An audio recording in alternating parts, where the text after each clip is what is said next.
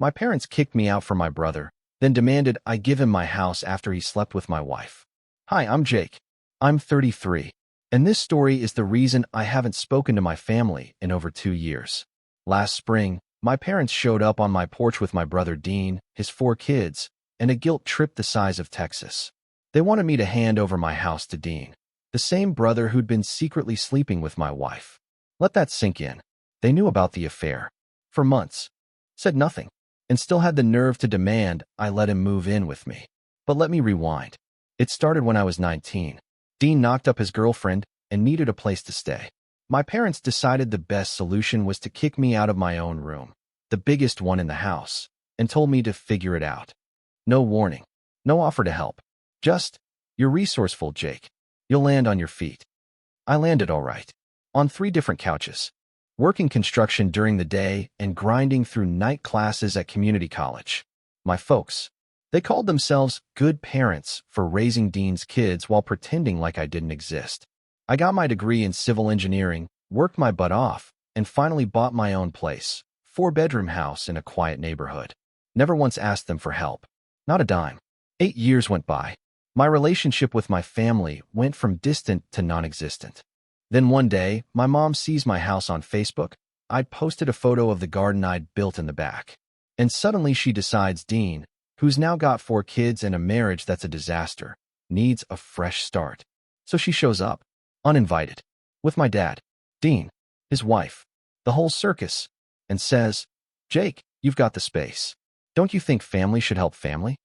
I didn't even invite them inside, but they pushed, and pushed, until they pushed too far. I wish I could say I calmly explained why this was a terrible idea. I didn't. I laughed, right in their faces. Dean was standing on my porch holding his toddler, his wife behind him looking anywhere but at me. My dad had that condescending half-smile he always wore when he was about to say something awful and call it honest. And my mom? She already had her sad eyes dialed up to 100. Jake, she said, placing a hand on my arm like I hadn't flinched away from her for the past 5 years. You've done so well for yourself. You've got more rooms than you need. Your brother's in crisis. Whose fault is that? I asked. Because it sure as hell isn't mine. Dean finally spoke. Come on, man. I know we've had our ups and downs. UPS and downs? You mean the part where you banged my wife? That shut everyone up. You'd think this would be the moment someone apologized. Showed shame. Maybe dropped dead from embarrassment. Nope. My dad cleared his throat like I'd just said something inconvenient at a business meeting. Jake, that's between you and Bianca. But right now, those kids need a stable home. You can provide that. I looked at him. Really looked. This was the same man who called me selfish when I didn't come home for Thanksgiving after getting promoted. The same man who once told me Dean just needs more support after crashing my car and lying about it. My brother's been handed lifelines since he was a teenager. Me? I've been the emergency exit plan. I'm not giving you my house, I said. You need help? Try not sleeping with your brother's wife next time. My mom's voice cracked. Please, Jake, don't do this. Dean made a mistake, but he's still your brother, and family forgives. I felt something inside me snap, not rage, not pain. Just the last string holding me to the idea that I owed these people anything.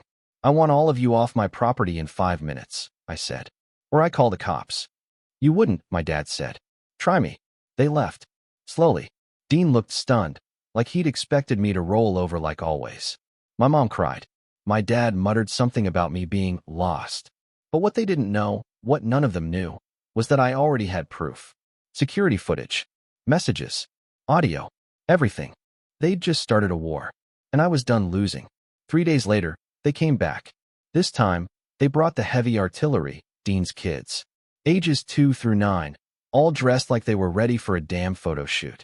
His wife, Allison, stood next to them like a hostage. My mom clutched a Tupperware of cookies like that was going to soften the fact she was trying to guilt-trip me out of my own house. My dad stood back, arms crossed, probably thinking he was being strategic. They wanted to stage a scene, a family moment, a picture of desperation. It didn't work. I opened the door and didn't even pretend to smile. Dean went first. Jake, we just need a place to land.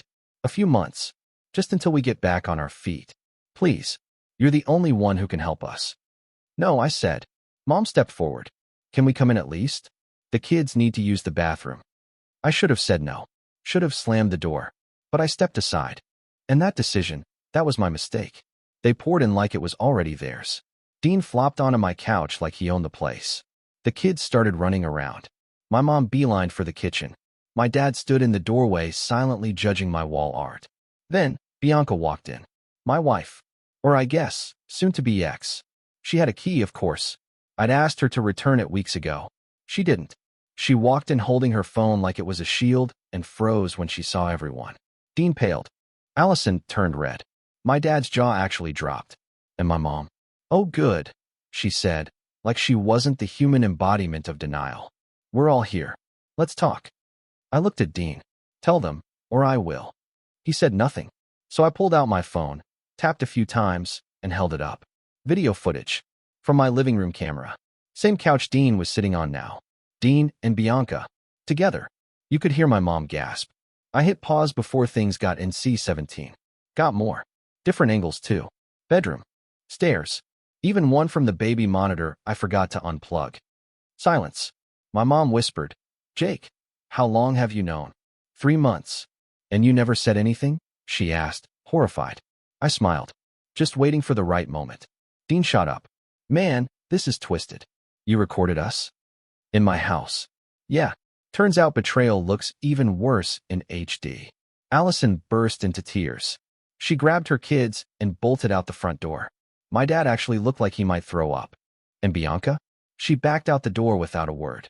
I turned to my family. What was left of it? You came here thinking you could manipulate me. That I'd bend over again. Let Dean take what little I had left. But I'm done playing scapegoat. Jake, my mom started. Get out. And this time, they didn't argue. They left in a mess of tears, muttered excuses, and door slams. But it wasn't over. Not even close.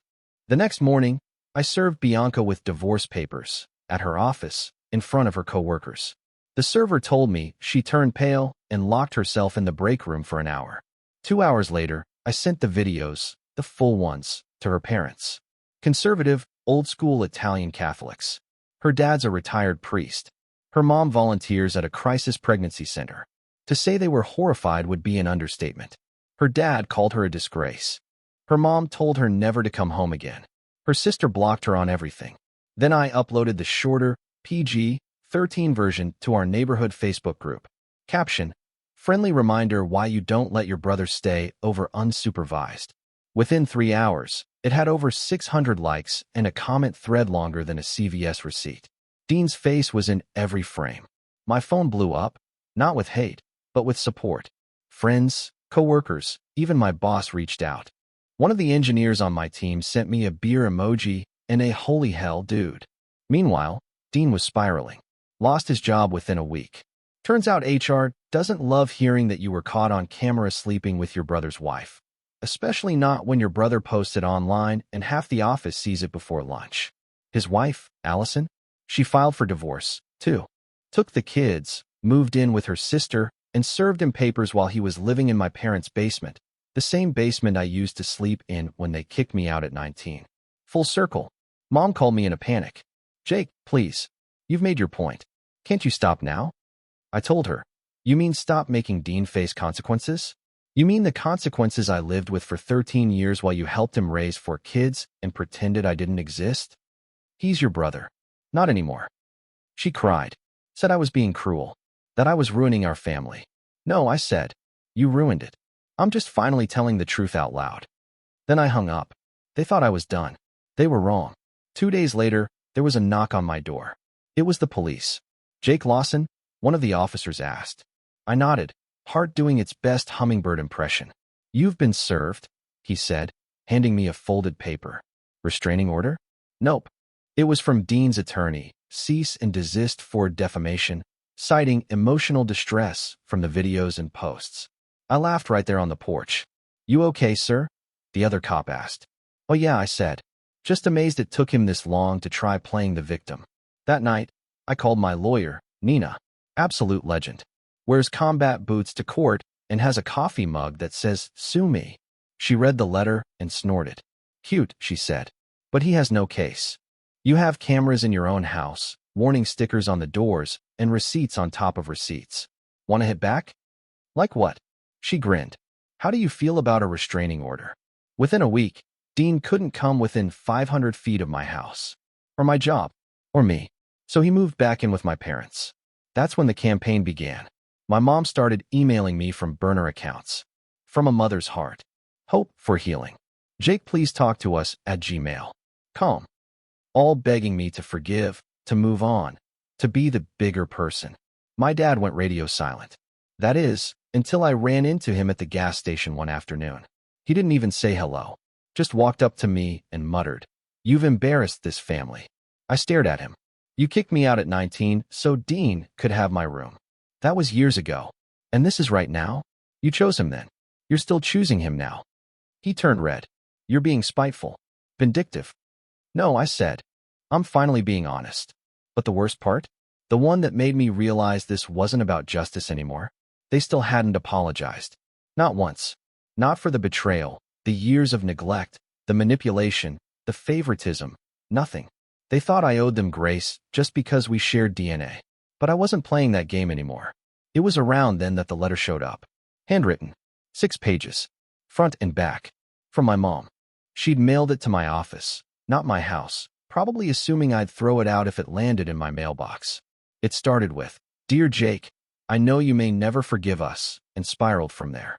Page after page of apologies, justifications, half-baked regrets. She said kicking me out at 19 was the hardest thing we ever had to do. Not sorry, hard. She said they didn't know how bad the affair really was. As if catching my brother and wife naked on camera required additional context. She said Dean was broken now, that he'd lost everything, that he was depressed. "He cries at night, Jake." You know who else cried at night? Me. On strangers' couches. In freezing apartments with no heat. After working 14-hour shifts to pay for a degree nobody thought I'd finish. But I kept reading. I don't know why. Maybe some small part of me still wanted to believe she meant it. Until page 5. That's where she wrote, "You're still our son, and Dean is still your brother. Please be the one to bring this family back together. You're the only one strong enough to fix this." I sat back in my office chair and laughed. They still wanted me to fix it. Not Dean. Not my dad. Not themselves. Me, the one they threw away, was supposed to glue the pieces back together after they shattered everything and walked away. I took a photo of every page. Posted it on Facebook. Caption, "When the people who broke you expect you to fix what they destroyed." The post exploded. Over 1,200 shares in 24 hours. DMs from people I hadn't spoken to in years. Support from strangers. Screenshots flying through our family group chats like grenades. My cousin called me. "Bro, your mom's letter? It's circulating in the church newsletter group. People are livid. Their pastor asked them to take a break from parish activities. Carol from church, my mom's best friend of 2 decades, unfriended her on Facebook. Dean lost what was left of his part-time job. Allison sent the court full copies of the videos for her custody hearing. Her lawyer didn't even need to argue. She got full custody and a no-contact order. Dean sees his kids once a month. Supervised. And my parents? They've gone quiet. But quiet doesn't mean healed. It just means they're waiting to spin the story. And I wasn't done telling the truth. 3 weeks after the letter went viral, I started getting calls from numbers I didn't recognize. Blocked. Unknown. Out-of-state area codes. I ignored them until one left a voicemail. It was Bianca. I hadn't heard her voice since the day I served her at work. She sounded broken. Whispery. Said she was so sorry and that none of this was worth what she lost. Asked if we could talk. Just talk. I didn't reply. I forwarded the voicemail to my lawyer. She followed up with a cease and desist letter the next morning. I wasn't playing therapist to the person who helped burn down my life. A few days later, I heard she'd moved 3 states away. She's working retail, renting a 1-bedroom near an outlet mall. Her family still won't talk to her. Her dad told mutual friends he considers her spiritually dead. Cold as hell, but I wasn't going to be the one to fix it. Dean? Still living in my parents' basement. He applied for a new job at a tire warehouse and got rejected after the hiring manager Googled his name. Apparently, my Facebook post is the first search result. The comment section alone could be used in court. He tried texting me once. Man to man, can we please squash this? I blocked him. My parents sent another letter, typed this time. Formal, emotionless, like a legal brief trying to rebrand as a Hallmark card. They said they were ready to start fresh, that they'd learned their lesson, that family ties are sacred and deserve to be preserved. They didn't mention the years they ignored me, or the affair, or the time they told me I was overreacting when I revealed the betrayal in front of everyone. I tossed the letter in the shredder. What they don't understand, what they'll never understand, is that this wasn't just about an affair. It was about decades of being treated like the backup plan, the invisible son, the one who didn't complain, so they piled more on until I broke. And now that I finally stood up, now they want peace? No, what they want is silence. And I'm done giving it to them. It's funny how fast people change their tune when they lose their audience. After the Facebook post, after the letter leak, after the audio recordings made their way into every group chat from our old neighborhood to my mom's book club, my parents went from outraged to invisible. Not silent, just quieter, less dramatic emails. No more from a mother's heart messages. No pop-ins, no late-night voicemails.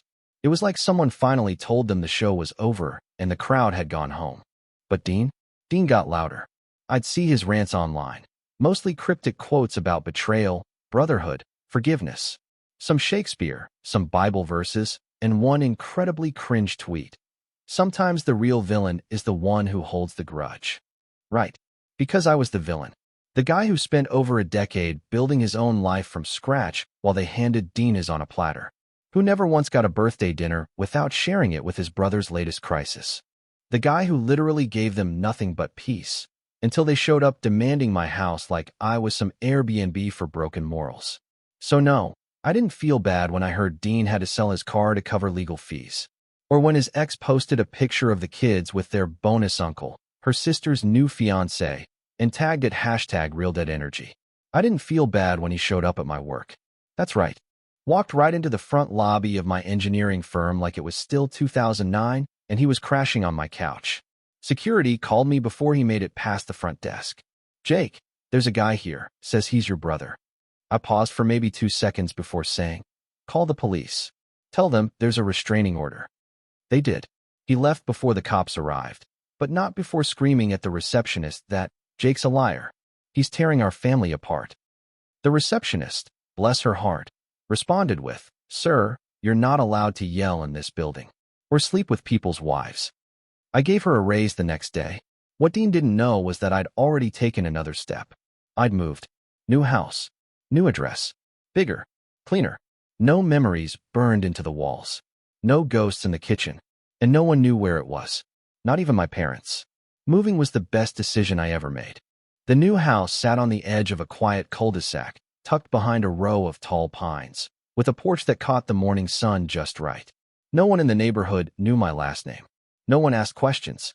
No one came knocking with guilt, crying toddlers, or freshly baked manipulation. It was peace. Actual peace. And for the first time in years, I started to feel like a real person again. Not the backup son, not the emergency plan, not the doormat who could be stepped on every time Dean tripped over his own life. Just Jake. I met someone too. Her name's Faye. She teaches 4th grade at the school down the road. We met at a bookstore, both reaching for the same copy of Atomic Habits. She teased me for being basic. I told her she was pretentious for wearing a scarf indoors. We've been inseparable ever since. Faye doesn't know the full story. Not yet. She knows I'm estranged from my family. Knows there was an affair. Knows I walked away from my own sanity. But the deeper stuff, the betrayal, the letters, the recordings, the part where my mom tried to emotionally extort me with chocolate chip cookies, that'll come in time. What she does know. I smile more now. I sleep better. I don't flinch every time my phone buzzes. She's met my friends, my coworkers. She's even met my therapist, because healing isn't linear and trust is a slow climb. And last weekend, she met someone else. My cousin Sarah, the one person in my family who stayed on my side. The one who commented, "I see you," under every post I made. The one who told our aunt, "If you defend what they did, you're part of the problem." Sarah and Faye hit it off immediately. We had dinner on my new porch, ribs and cheap red wine, and bad karaoke from a Bluetooth speaker. And for one perfect night, I felt normal. Not like a cautionary tale or a family secret. Just free. But freedom doesn't erase the past. And there was still one final chapter left. One more thing I had to do. Not for them. For me. 3 months ago, I sent my parents a letter. Not to reconnect. Not to forgive. Not to reopen any doors I'd spent years slamming shut. It was just a single page. No pleasantries. No, dear mom and dad. Just, you kicked me out at 19 and called it tough love. You ignored me for years and called it moving on. You helped Dean with everything, money, babysitting, excuses, and told me to understand. You found out he was sleeping with my wife and chose silence over accountability. Then you stood on my porch and demanded I give him my home. And when I refused, you called me cruel. I want you to sit with that. Not to fix it. Not to justify it. Just to feel it. Because I lived it. You don't get access to my life just because you regret what you did. You were wrong. And I was right to walk away. That was it. No return address. No signature. Just closure, for me. I don't know what they did with it. Maybe they cried. Maybe they burned it. Maybe they pinned it to the fridge and called it a betrayal. Doesn't matter. Because the truth is, I'm no longer the version of me who needed their approval or begged for scraps of attention or stayed quiet for the sake of keeping the peace. That Jake's gone. The one who replaced him?